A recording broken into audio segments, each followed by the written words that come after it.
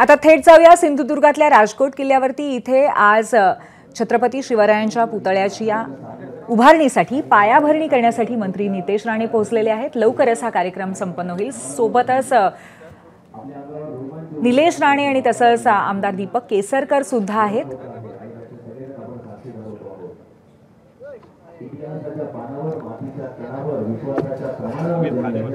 राजकोटवरती शिवपुतळ्याची पायाभरणी करण्याचा कार्यक्रम पार पडतोय।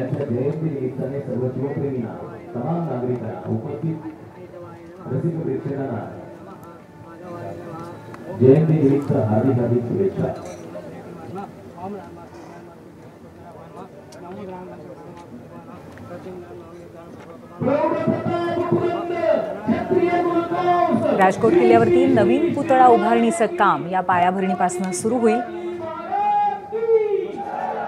या आधीचा पुतळा त्या संदर्भात घडलेली दुर्घटना आणि त्यानंतरचा वाद हे सगळं मागे टाकत मंत्री नितेश राणेंच्या हस्ते राजकोटवरती नव्या शिवपुतळ्याची पायाभरणी आज शिवजन्मोत्सवाच्या निमित्ताने केली जाते। आपले प्रतिनिधी सदाशिव लाड आपल्या सोबत आहेत। सदाशिव, या शिवपुतळ्याच्या पायाभरणीचा कार्यक्रम सुरू आहे। अर्थातच अत्यंत बहुचर्चित हा पुतळा ठरणार आहे भविष्यातही, आपण काय सांगाल? नक्कीच बहुचर्चित असा शिवरायांचा पुतळ्याच्या नव्याने उभारण्यात येणाऱ्या पुतळ्याची पायाभरणी जी आहे ती आता सुरू झालेली आहे। आपण जे दृश्य पाहतोय ती नव्याने उभारण्यात येणाऱ्या 60 फुटी उंच अशा तलवारधारी पुतळ्याच्या पायाभरणीची सुरुवात करण्यात आलेली आहे। पालकमंत्री नितेश राणे यांच्या हस्ते ही पायाभरणी जी आहे ती या ठिकाणी सुरू झालेली आहे। त्यांच्यासोबत स्थानिक आमदार जे आहेत ते निलेश राणे, आमदार दीपक केसरकर आणि आमदार कालिदास पुरंदर हे मान्यवर व्यक्ती आहेत।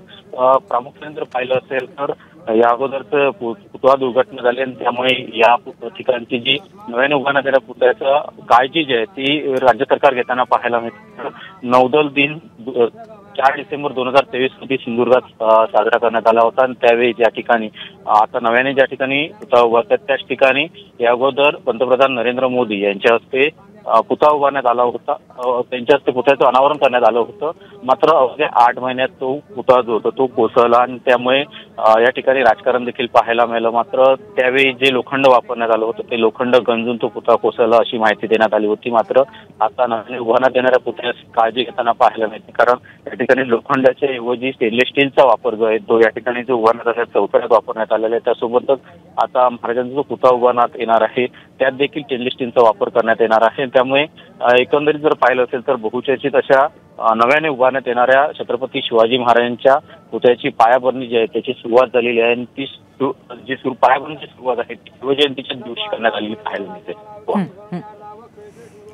खरं आहे, अत्यंत बहुचर्चित असा हा पुतळा असणार आहे। यापूर्वी सुद्धा या संपूर्ण पुतळ्याची सुरुवातीला पुतळ्याचं झालेलं अनावरण आणि त्यानंतर घडलेली दुर्घटना यानंतर प्रचंड मोठ्या प्रमाणावरती राजकारण पाहायला मिळालेलं होतं। पण आता त्याच ठिकाणी नवीन पुतळा उभारण्यात येतोय। पालकमंत्री नितेश राणे यांच्या उपस्थितीत पायाभरणी होतीये आणि अतिशय भव्य दिव्य असा हा पुतळा उभारला जाईल अशी सरकारकडून घोषणाही यापूर्वीच करण्यात आलेली होती। पालकमंत्री नितेश राणे यांच्यासोबत कुडाळचे आमदार निलेश राणे आणि आमदार दीपक केसरकर यांची सुद्धा किल्ल्यावरती उपस्थिती आहे आणि श्रीफळ वाढवून या कार्यक्रमाची पायाभरणीचा जो कार्यक्रम आहे तो संपन्न होतोय।